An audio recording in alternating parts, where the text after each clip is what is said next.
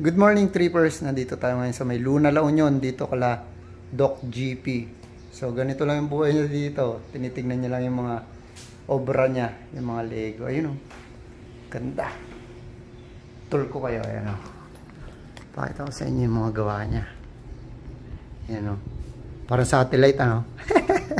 Pero yung mga ano yan, yung mga dating cartoons, trippers. Star Wars. Puro Lego.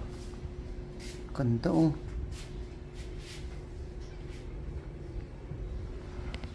Ilang? Ah?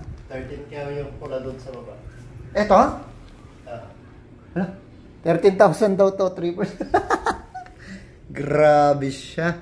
Ilang buwan mo to ginawa, Doc? Inassemble? Taon na yun. Taon na. Ang ganda, trippers, oh. Umiikot pa yung mundo ng Star Wars, oh. Wow. Pag mahilig ka talaga sa mga ganito, trippers, ano? Mare-relax ka rin, eh. Tingnan nyo. Oh my God. Kaya tingnan nyo.